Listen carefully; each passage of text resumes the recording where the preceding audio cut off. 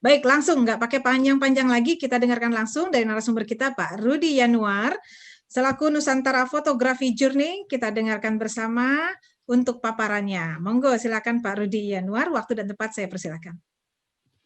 Siap. Terima kasih Bu Sarah, terima kasih Pak Tito, Bu Nina, Pak Amin, dan semua teman-teman semuanya yang telah hadir berpartisipasi dalam webinar ini. Mudah-mudahan apa yang saya sharingkan dapat bermanfaat untuk bisnis teman-teman dan dapat berguna untuk di kemudian hari ya. Pertama-tama saya perkenalkan dulu, saya Rudi Anwar, saya dari fotografi itu dari tahun 96, waktu itu emang saya kuliahnya dari desain komunikasi visual, masih pakai kamera yang EOS 10 QD, itu yang masih pakai film tuh, gitu. Jadi zaman dulu emang hobi, terus udah gitu dari kampus, dari Trisakti setelah lulus tahun 2000 saya melanjutkan MBA. MBA tahun 2001 lulus, lalu saya banyak mengikuti pelatihan, kursus, training, dan rata-rata itu semuanya berhubungan dengan art. Kayak foto, terus Photoshop juga, terus ada macam-macam semuanya. Jadi dari dulu memang saya sering senang untuk melatih diri gimana caranya biar bisa berkembang lagi, gitu. Nah, pada tahun 2005 saya lulusan dari Canon School Fotografi cum laude. Jadi dari situ saya banyak bereksplorasi untuk foto yang awalnya tadinya saya dari event dulu, event, wedding, terus ke food. Nah, dari food itu banyakkan kita dari Cinema SS1 Group. Dari situ mulai berkembang, terus banyak klien-klien lagi yang lain yang untuk komersil juga gitu. Selain untuk komersil, kita juga ada foto untuk sosmed juga, terus untuk menu, untuk marketplace juga, gitu. Nanti teman-teman kalau seandainya ada pertanyaan boleh nanti langsung ditanyakan atau di akhir acara Pak Tito? Setelah paparan. Setelah paparan nanti setelah ya akan setelah paparan semua narasumber di close ada remark dari Pak Mindiarto baru kita buka diskusi tanya jawab. Tapi kalau mau bertanya boleh aja di chat, silakan asal bertanya. Ya, silakan. Oke. Terima kasih Pak Tito. Jadi saya screen sharing ya.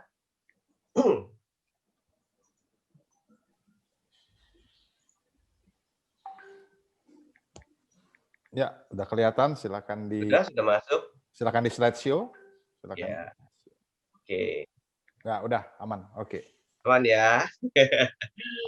Jadi ini foto-foto saya ini yang untuk kue harvest, terus begitu. Ini untuk yang profil saya. Lalu ini selain untuk sosmed, ini kita juga buat billboard. Ini dulu di Yoshi Isakaya untuk susinya sama restorannya. Billboardnya ada di Kuningan sama di Senayan dulu banyak. Gitu. Pak Rudi, maaf. Itu kalau di tempat saya ada agak sedikit hitam-hitam di kanan sisi kanan kotak kanan. Oh, ini itu tertutup kalau di layar kami sebagai pemirsa tuh. Nah, itu Pak Rudi mungkin bisa lebih ke bawain, bisa jadi singgah. Segini ya. Ini pembicaraan. Saya matiin dulu bentar. Segini cukup pas. Ini malah menutup, Pak. Tadi malah mendingan. Ini mana ya dari situ aja. Oke. Yang ini ya. Oke. Next. Ini jasa fotografi saya, selain komersil, billboard, menu, marketplace juga semuanya juga bisa kita handle. Nah, terus, untuk fotografi. Nah, dari fotografi itu sendiri sebenarnya dari foto dan grafos. Jadi cahaya, foto itu cahaya, grafo itu melukis. Jadi di sini fotografi adalah proses melukis dengan menggunakan cahaya. Nah, di sini tidak ada kalimat handphone sama kamera DSLR. Ya, jadi teman-teman mau pakai kamera apapun, yang penting itu adalah proses dalam melukisnya dengan menggunakan cahaya. Tanpa cahaya tidak jadi fotografi, begitu. Ya, jadi teman-teman yang pakai handphone atau yang masih coba-coba pakai yang kamera kecil, jangan kecil hati, terus mencoba karena itu merupakan proses. Nah, dari situ apabila teman-teman banyak berlatih apa segala juga nanti akan berkembang dengan sendirinya gitu ya. Nah, dari fotografi itu sendiri tidak ada yang benar, tidak ada yang salah. Jadi misalnya saya foto piring seperti ini, nanti Pak Tito fotonya piringnya seperti itu gitu. Nah, kalau menurut Pak Tito bagus, ya menurut Pak Tito bagus gitu. Kalau menurut saya bagus, ya menurut saya bagus gitu. Jadi tidak ada yang benar, tidak ada yang salah. Demikian juga sama kalau saya foto untuk klien gitu. Pak, saya mau fotonya temanya putih semua. Waduh Bu, saya fotonya biasanya dark fotografi, biasanya hitam, nggak bisa begitu. Jadi kalau klien udah bilang, saya maunya temanya begini, begini, begini, oh menurut dia bagusnya seperti itu, jadi kita ngikutin klien gitu. Jadi apa yang teman-teman pikirkan, apa yang saya pikirkan, atau yang lain pikirkan, untuk beda-beda semua gitu. Itulah seninya gitu. Jadi kalau seandainya memang saya ketemu 10 klien, 10-10-nya beda semua. Maunya begini, maunya begitu, maunya begini gitu kan. Jadi dari situ kita mengikuti keinginan klien karena biasanya sesuai dengan tema dari biasanya kalau misalnya saya foto untuk bulan ini, berarti sekarang bulan Januari, berarti untuk bulan Februari. Nah, yang saya foto bulan ini adalah foto untuk Valentine, gitu. Jadi udah di set untuk bulan kedepannya itu fotonya foto apa, gitu. Jadi dari teman-teman mungkin melihat, wah saya banyakkan fotonya gelap-gelap, wah saya banyakkan fotonya putih-putih. Tapi nanti pas tema Valentine merah semua itu isinya. Gitu ya. Jadi teman-teman bisa explore kira-kira sesuai dengan keinginan teman-teman, sesuai dengan selera teman-teman, bagusan seperti apa, itu saya tidak bisa menyalahi karena itu sesuai dengan selera masing-masing, gitu ya. Jadi foto itu tidak ada yang benar, tidak ada yang salah, gitu.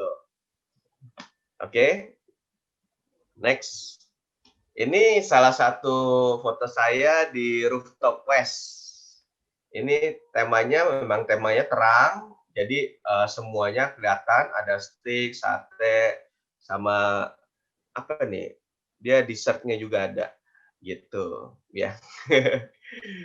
Terus next, nah ini fotografi itu apa sih? Jadi fotografi itu ada take a picture sama make a picture.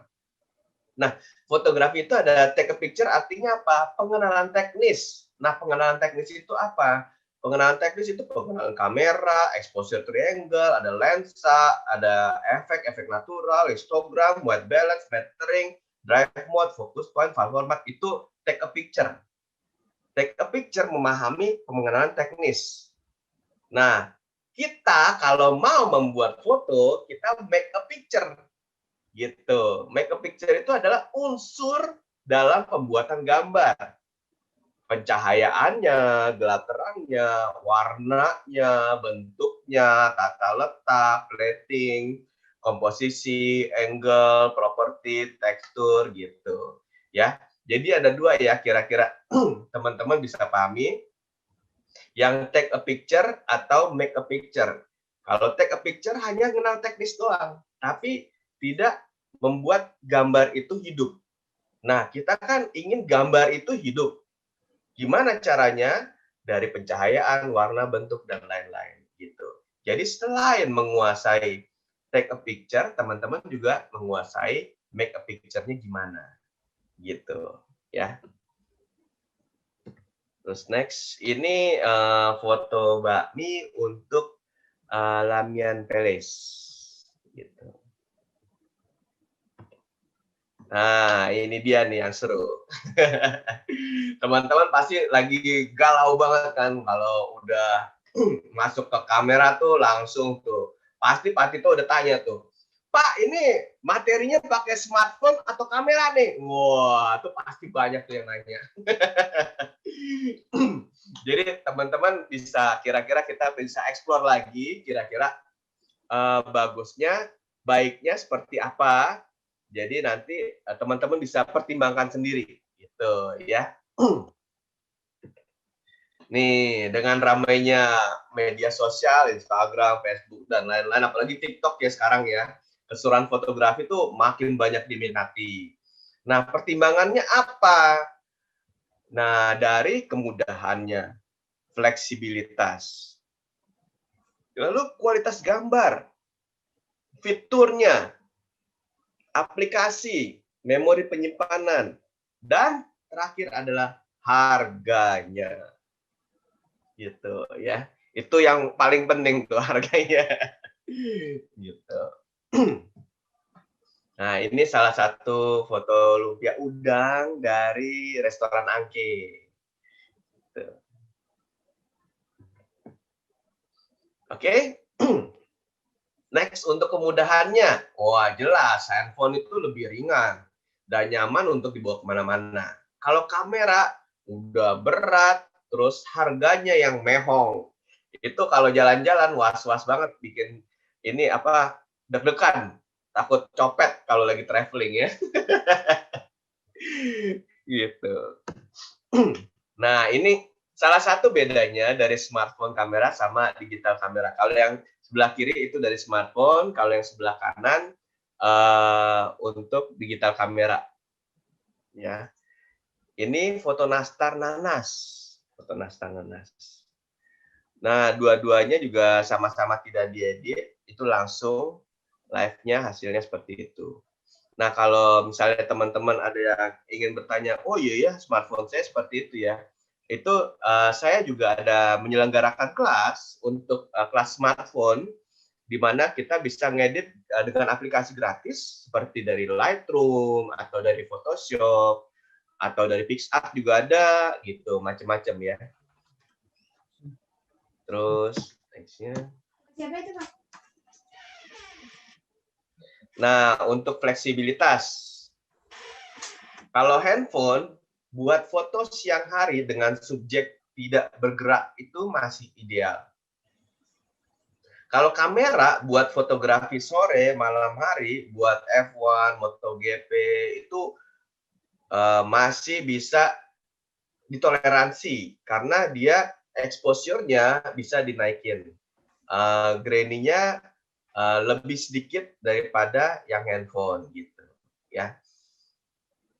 Nah, kalau untuk handphone, kalau untuk malam hari kadang grainy-nya tuh udah kelihatan banyak sekali. Tapi kalau teman-teman mau ngakalin pakai mode yang manual, itu bisa diakalin. Untuk foto malam hari, tentunya dengan tripod, gitu ya. Nah, ini salah satu contoh foto sore jam 6, setengah 7-an, itu kita bisa dapat cahayanya, gunungnya, sampai danaunya juga dapat.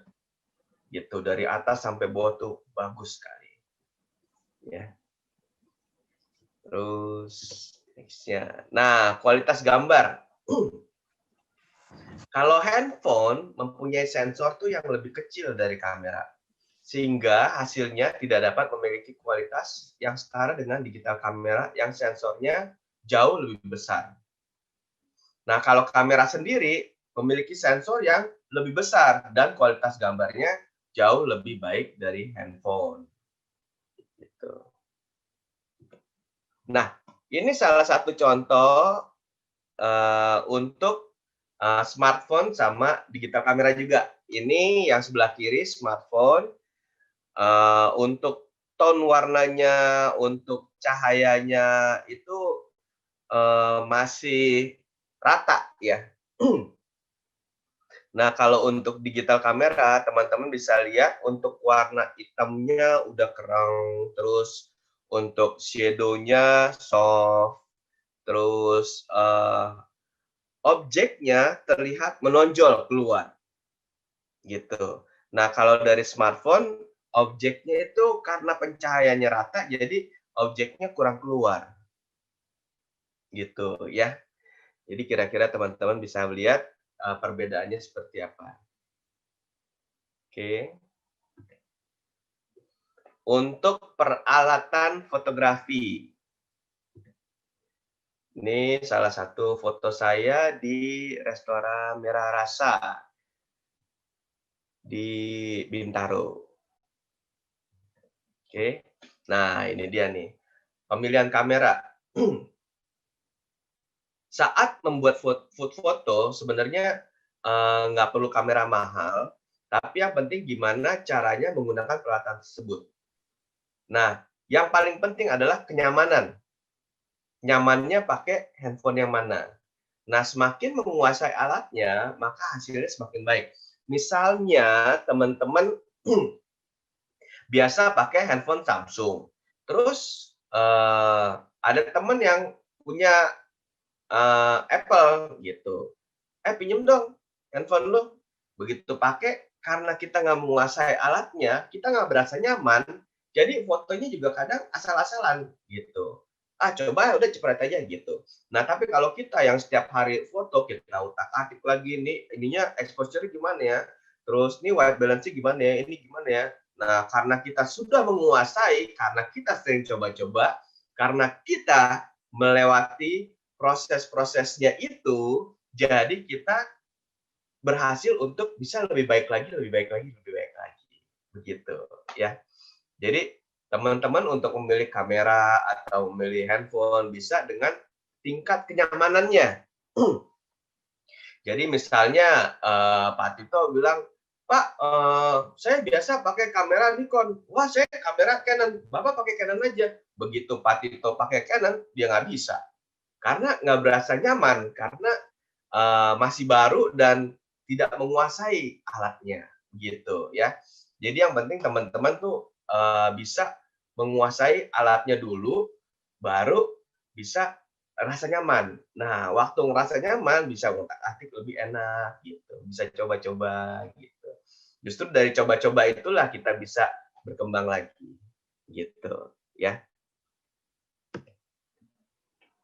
Nah, ini tipsnya teman-teman bisa coba dengan pengaturan manual.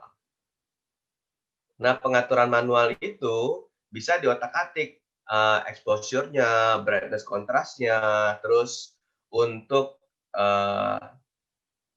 white balance-nya itu bisa diotak-atik gitu ya.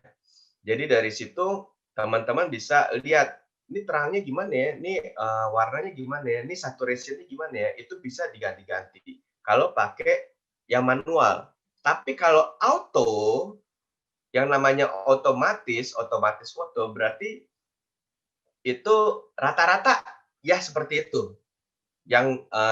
Yang sudah dipertimbangkan dari komputer yang di handphone atau di kameranya, rata-rata seperti itu gitu. Tapi kan kita ingin coba gimana ya, lebih baik lagi, akhirnya kita bisa coba dengan manual gitu ya.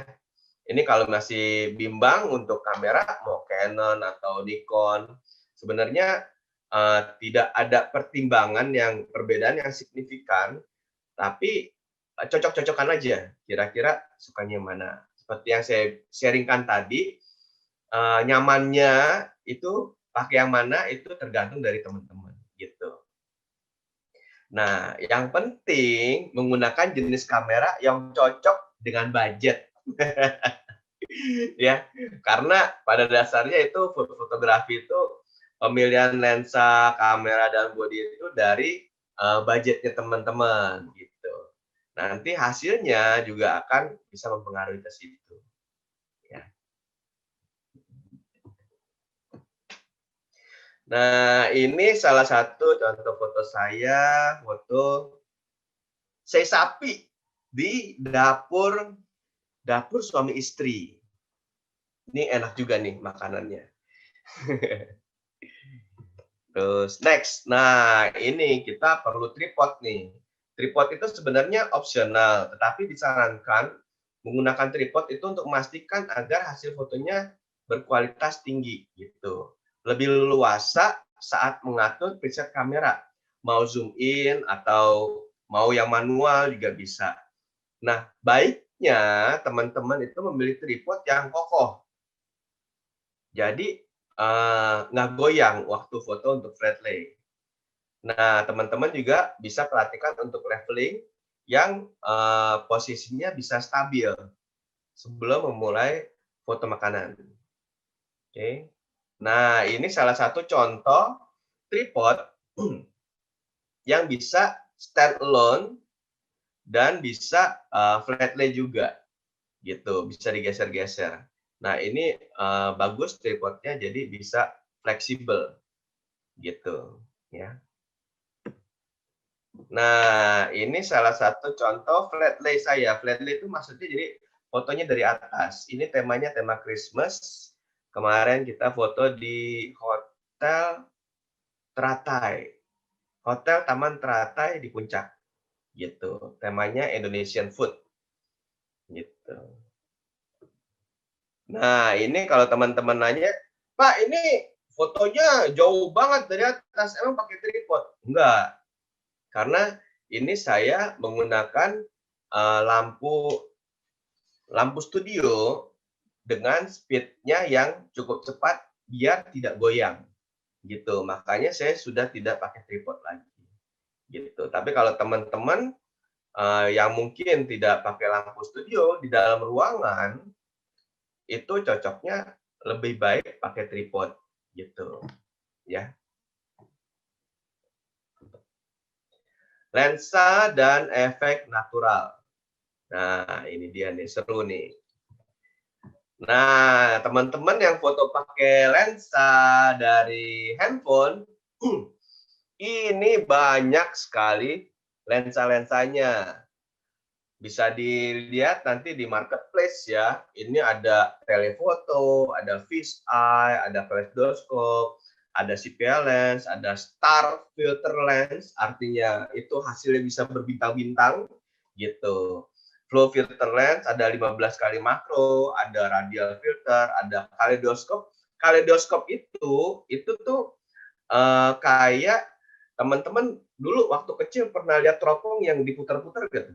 Itu tuh ada kayak cermin-cerminnya gitu. Nah, itu kaleidoskop gitu.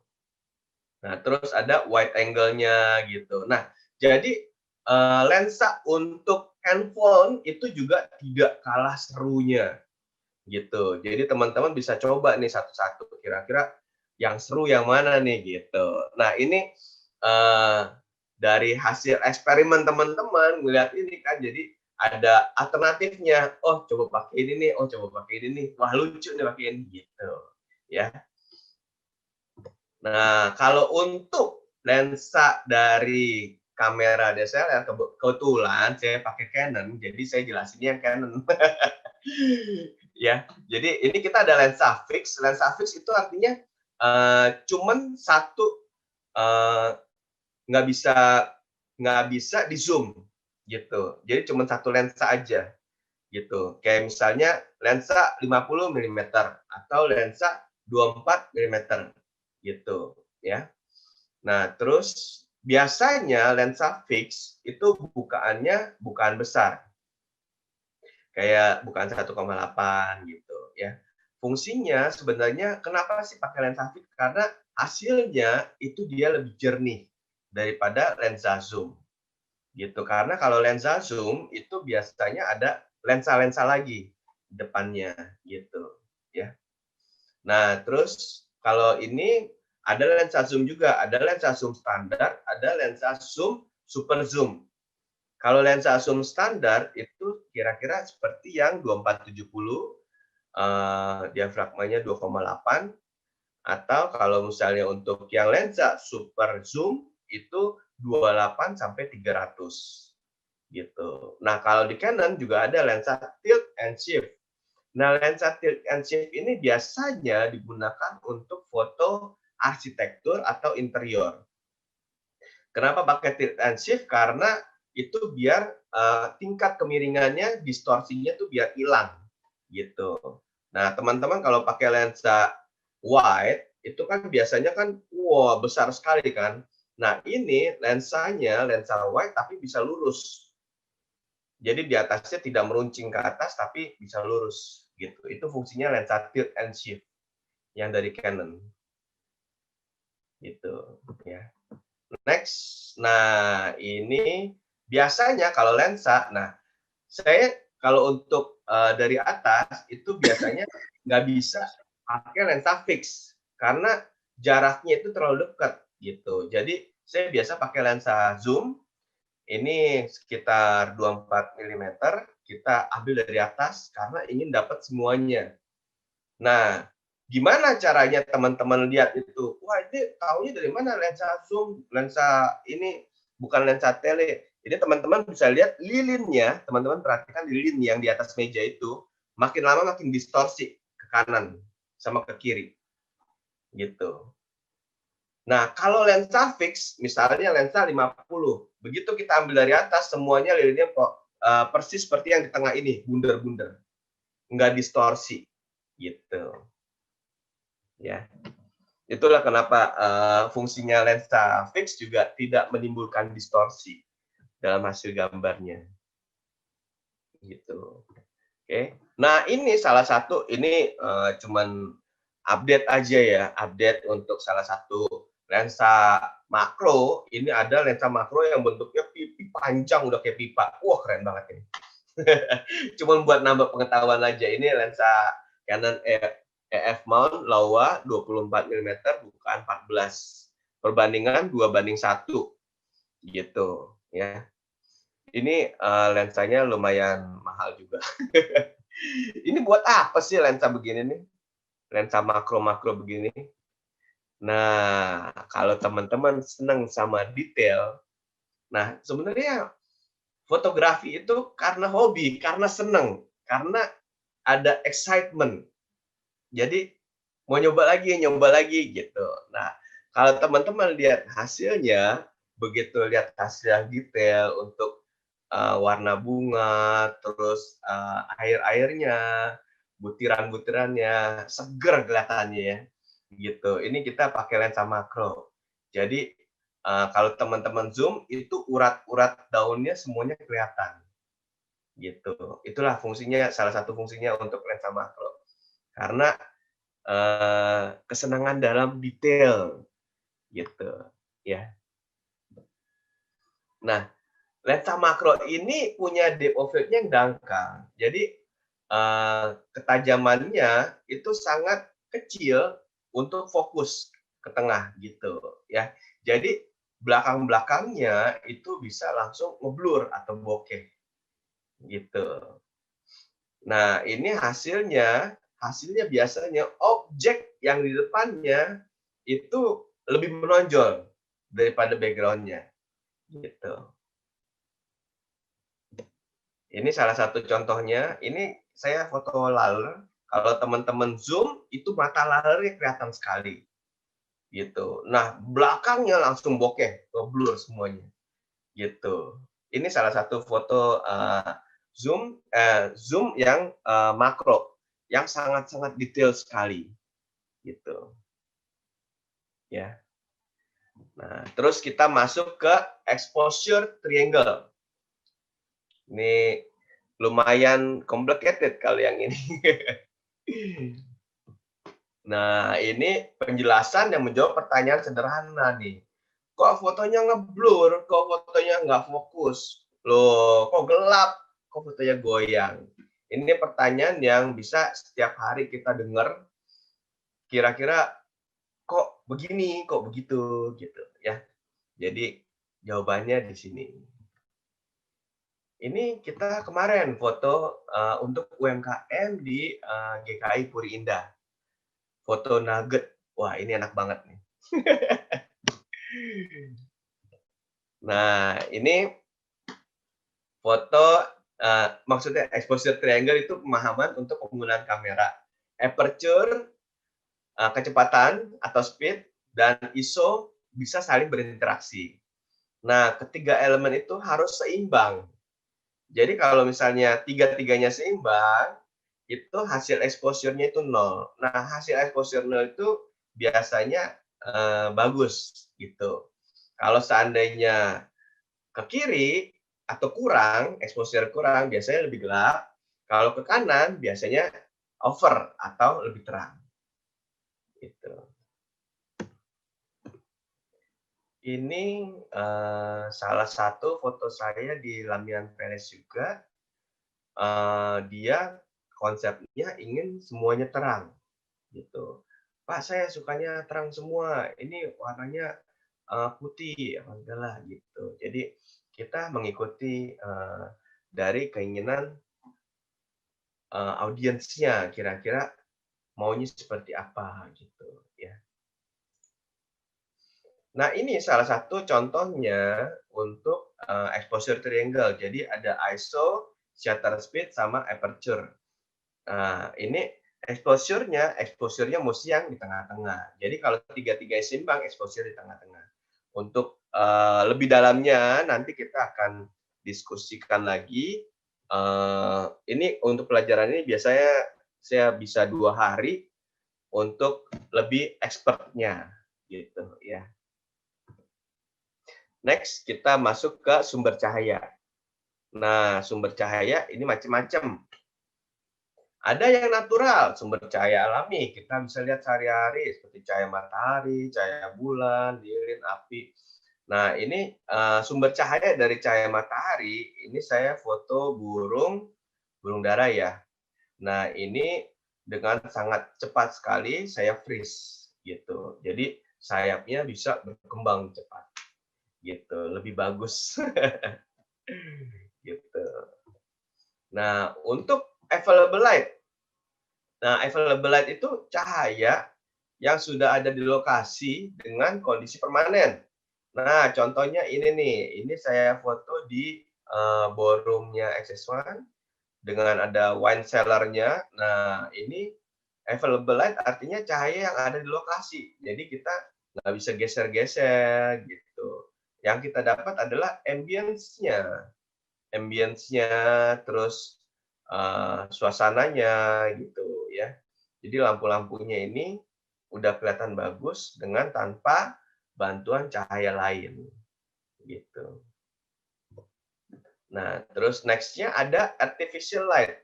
Artificial light ini cahaya yang bisa ditambah atau dikurangi intensitas cahayanya dengan sesuai kebutuhan kita. Nah, biasanya ini menggunakan lampu khusus untuk lampu studio. Contohnya seperti ini gitu ya.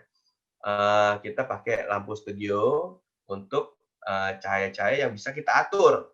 Kalau seandainya kita pakai cahaya matahari, itu berarti kan kita yang goyangin mejanya gitu. Tapi kalau misalnya lampu studio, berarti kita yang taruh lampunya, kita yang atur cahayanya mau ke arah kiri, kanan, kiri gitu ya. Oke. Nah, kita masuk ke framing dan komposisi. Ini salah satu foto tofu di Imperial Dimsum gitu. Jadi kadang kalau teman-teman lihat, wah saya fotonya kadang mau yang ada bumbunya atau apa, tapi ada juga yang maunya polos. Wah, saya maunya fotonya nggak usah pakai pernak-pernik apa-apa deh, yang polos aja, jadi objeknya bisa lebih kelihatan, lebih fokus gitu ya. Jadi kalau teman-teman lihat di sini objek yang difotonya bisa lebih kelihatan dan ini lebih menggugah selera. Ya. Next, framing dan komposisi. Komposisi itu adalah kesatuan yang harmonis dari elemen-elemen pendukung foto dengan meletakkan komposisi yang tepat pada tempatnya sehingga pas untuk enak dilihat. Nah, beberapa contoh sesi ini tidak hanya dari makanan saja, ya. Jadi ada dari pemandangan, dari macam-macam. Nah, kenapa sih komposisi fotografi itu penting? Nah, itu komposisi itu seperti cara otak kita memproses apa yang dilihat mata mempengaruhi perasaan kita, apa yang kita lihat. Nah, contohnya seperti ini nih. Ini komposisi wajah Cece Bakmi Siantar Lina Kartika. Nah, teman-teman pasti banyak nih yang udah tahu nih. Ini Cece Bakmi viral. Nah, kalau misalnya teman-teman lihat, ini beberapa elemennya menyenangkan mata kita. Wajahnya yang cantik, hidungnya mancung, matanya belok, dagunya tirus, lehernya jenjang. Kita merasakan jauh lebih positif sama Cece Bakmi ini, gitu ya. Sebenarnya saya waktu itu juga foto untuk fotografi untuk Bakmi Siantarlina, tapi karena ownernya sangat menarik, jadi kita foto berikut dengan ownernya juga. Gitu. Next, kita masuk ke rule of third. Nah, apa sih rule of third? Jadi rule of third itu komposisi yang sangat mendasar yang bisa kita ketahui dalam fotografi. Itu kayak kita ngelihat dalam satu bidang itu kita bagi 3 gitu. Bagi 3 berarti ada 2 garis dari atas bawah sama 2 garis kiri ke kanan gitu. Nah, masing-masing persimpangannya itu yang namanya point of interest gitu. Jadi kalau teman-teman lihat di situ point of interest di mana itu yang biasanya bidangnya bagus gitu. Salah satu contohnya rule of third seperti ini. Jadi kalau teman-teman lihat di handphone, teman-teman bisa bayangin garis 2 atas bawah sama garis 2 kiri kanan. Bagi 3 bidang, nah persimpangannya itu teman-teman foto subjeknya, objeknya itu di persimpangannya itu. Nah, biasanya hasilnya menarik gitu. Ya. Ini namanya rule of third. Gitu. Next. The golden ratio. Ini ada lagi the golden ratio. Komposisi golden ratio atau yang disebut spiral emas ini kita tuh melihatnya seperti spiral dari yang terkecil sampai terbesar gitu ya. Cara mudahnya memahaminya adalah melihat dengan tampilannya. Nah, spiral emas ini bisa dalam bentuk vertikal atau horizontal menghadap segala arah. Secara visual menyenangkan, jadi membuat Anda tuh berpikir dan tersenyum. Gitu. Contohnya seperti ini. Nah, ini spiral emas, golden ratio. Jadi diambil dari spiral yang bentuk seperempat di lingkaran bersinggungan dengan bagian yang seperti persegi gitu. Ya. Jadi dari yang kecil sampai yang kebesar. Nah, biasanya yang terbesar itu tidak begitu penting. Yang pentingnya yang di tengahnya. Gitu. Nah, contohnya seperti ini. Gitu ya. Teman-teman lihat yang spiral emasnya ujung, tengah, terus lama-lama udah nggak penting, udah buang aja yang terakhir gitu. Ya. Oke. Nah, udah next. Terakhir untuk teman-teman yang mau tanya-tanya bisa di email info@rudianuar.com atau handphone saya WA 0812 415 72957. Kalau teman-teman mau diskusi atau ada yang ingin menanyakan juga bisa WhatsApp ke saya, nanti saya jelaskan. Dan website saya di rudianuar.com. Instagram saya Rudianuar Fotografi, teman-teman bisa juga like, comment, and share di YouTube saya di Rudianuar. Oke, terima kasih teman-teman. Oke, terima kasih Pak Rudianuar atas paparannya yang banyak memberikan informasi tentang beberapa lensa ya Pak Tito ya, bagus sekali ya Pak Tito.